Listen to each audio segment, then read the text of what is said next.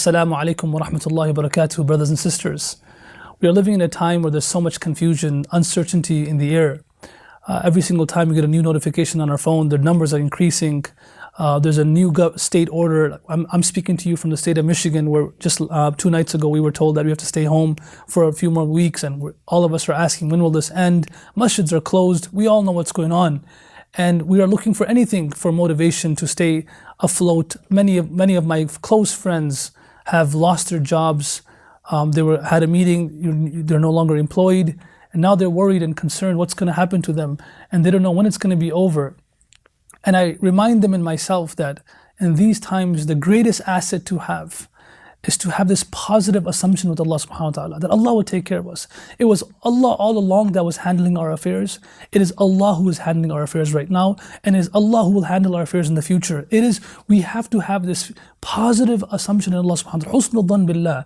Because Allah in Hadith al-Qudsi, He says, أَنَا عِنْدَ ظَنِّ عَبْدِي بِي. I will treat my servant in accordance to the way he or she thinks of me. Yeah, we lost our job, or we're sitting at home and we don't know what's going to happen, but we cannot lose this positivity with Allah. It is Allah who handles all affairs. He will take care of us, right? I always think of this when I bring my children to, we live in Michigan and the winters are very bad over here. The roads are terrible here as well. And sometimes I drive back from my in-laws' house to my house. It's 1 hour away from Ann Arbor to Warren, and there's black ice. So at nighttime we put our kids in the back seat and we buckle them up, and I'm worried and concerned about how am I going to get back, driving all carefully. I get in the driver's seat, start driving all carefully, nervous. I look back 2-3 minutes later, my kids are all knocked out. They're all sleeping. No concern. لا خوف عليهم ولا هم يحزنون. No worry at all. Imagine if we just, when I see that, I always think, imagine if we had that feeling about our affairs with Allah subhanahu wa ta'ala, that Allah will take us from one destination to another destination. It is His responsibility. He took responsibility for this. And having this positive assumption with Allah, yes, no doubt there's having this panic and confusion is a natural feeling. You can't avoid this. Even the greatest companion, Abu Bakr radiallahu anhu, had this feeling when he was in the cave with the Prophet ﷺ, and he was concerned. When the people of Mecca were on the mouth of the cave, he got nervous. And the Prophet looked at him and said, مَا ظَنُّكَ بِإِثْنِ اللَّهُ ثَالِثُهُمَا لَا تَحْزَنْ إِنَّ اللَّهَ مَعَنَا. Don't worry, Abu Bakr, Allah is with us. And even in that moment, the Prophet ﷺ kept his positivity, this positive assumption with Allah. He kept it at that moment. He never lost it. Never. When Ibrahim a.s. was thrown into the fire, Hasbunallah. Allah will take care of me. Allah is enough for me. And having this assumption is very powerful. It will relieve us of our stress. Yes, we take whatever means and measures possible, but in our heart, in the depth of our heart, we have this complete reliance on Allah, that Allah will handle our affairs. I'm reminded of this great hadith of Abu Darda anhu. Once he was sitting down and he was told by his friends that there's a fire in your subdivision and your house is about to burn, and he never moved. Mahtaraq bayt. He just, without flinching, he said, my house is not going to burn. Another person comes, Ya Abu Darda, your house is going to burn. The fire has reached close to your house. Mahtaraqa bayti, my house will not burn. And people are confused. This man, he's not even moving, he's not even panicking. If the fire is in his subdivision, another person comes, Ya Abu Darda, the fire got close to your house but never touched your house. It just extinguished right when it got close to your house. And then Abu Darda looks at him and he says, قَدْ عَلِمْتُ أَنَّ اللَّهَ عَزَّ وَجَلَّ لَمْ يَكُنْ لِيَفْعَلُ ذَلِكَ. He says, Wallahi, I knew that Allah will not let this happen. Now look at this man's positive assumption with Allah. He's saying, I knew Allah will not let that happen. Like the fire's in your subdivision, but still not being rattled, not panicking. I know Allah's not going to have. Okay, Abu Darda, why did you think that? Why were you thinking? And now they had these 2 remarks from him that people were astonished by. And they said to Abu Darda, we're not sure whether you saying your house will not burn is more astonishing, or the fact that you said, I knew Allah will not let it happen is more astonishing. And then they asked him, why did you say that? He said, well, I heard from the Prophet ﷺ some words, some kalimat, that if a person recites them in the morning, nothing will happen to him or her, his family, his house, his belongings, till the evening. And if someone recites them in the evening, nothing will happen till the morning. And I recited them this morning. Abu Darda, what were those? And now, the first thing, he had a great assumption in Allah subhanahu wa ta'ala. And the second, he had conviction in the fact that the Prophet said this, so it's going to happen no matter what happens.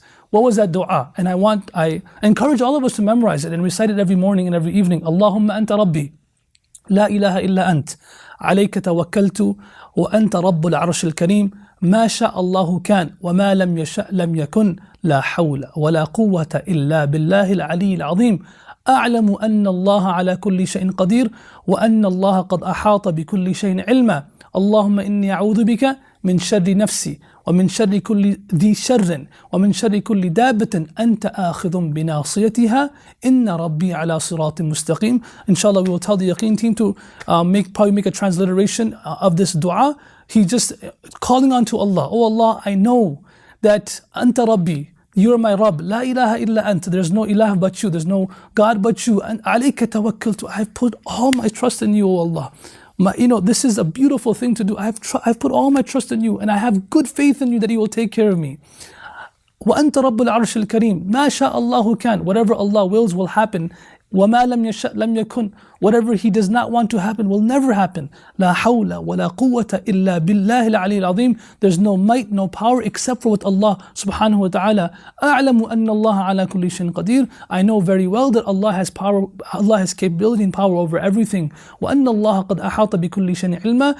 And that His knowledge encompasses everything. And then he says, Allahumma inni a'udhu bika min sharri wa min sharri nafsi. Oh Allah, I seek refuge from the evil of myself. Wa min sharri kulli dhi sharrin, in the evil of everyone who does evil.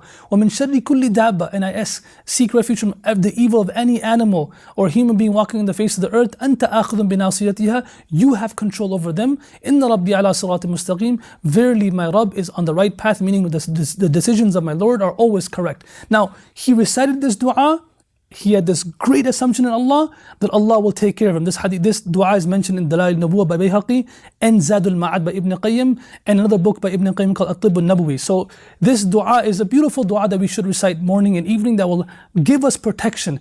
And this is the sentiments of our pious predecessors.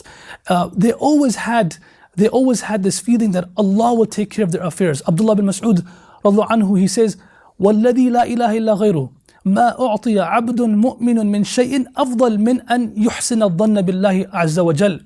He said there is not a greater gift given to a believer than having good assumption in Allah subhanahu wa ta'ala.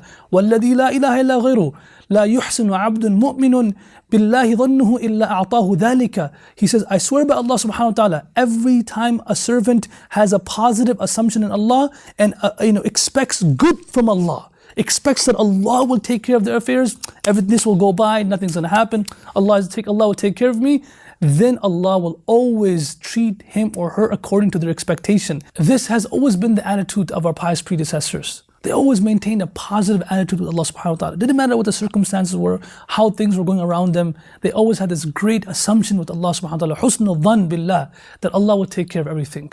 The storm will end. And this is how they maintain peace throughout their life. It doesn't matter if they were put in prison, it doesn't matter if they were in their homes, they were on house arrest, it didn't make a difference. They always were in a state of peace. And the greatest asset was husnul dhan billah, just knowing that Allah will take care of everything. Once Abdullah Mubarak rahimahullah, he meets Sufyan Thawri rahimahullah in Hajj on the day of Arafah, and he asks, Man aswa'un nasi halan. He asks, who is the worst among all these people who have done Hajj? Who is the worst one among them?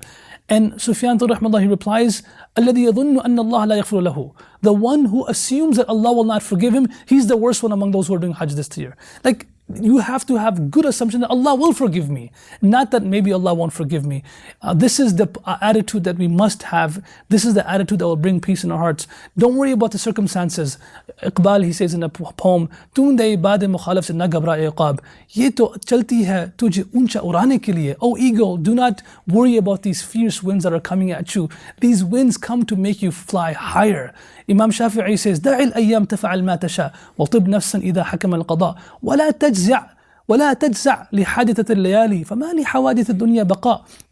He says, be strong, have a thick skin, don't worry, don't get rattled by the conditions of this world. فَمَا لِحَوَادِثِ الدُّنْيَا بَقَاء. These situations and these circumstances are not here to remain. And that is why Jabir bin Abdullah radhiallahu anhu, he says, 3 days before the Prophet passed away, I heard him saying, لَا يَمُوتَنَّ أَحَدُكُمْ إِلَّا وَهُ يُحْسِنُ الظَّنَّ بِاللَّهِ. He says, I heard him saying that no one should pass away until he or she has great assumption in Allah subhanahu wa ta'ala, positive thoughts about Allah. So in this time and age, the most important thing that we can develop is just having this positive attitude in Allah, that Allah will take care of our circumstances, this will end, and inshallah everything will be fine. And Allah was taking care of our affairs before, Allah will take care of our affairs today, and inshallah Allah will continue to take care of our affairs as long as we're alive in this world. So let's not panic, let's not get hopeless, let's not be in a state of uncertainty. Allah is there for us, Allah is over us. Hasbunallah wa ni'mal wakeel, ni'mal mawla wa ni'mal nasir.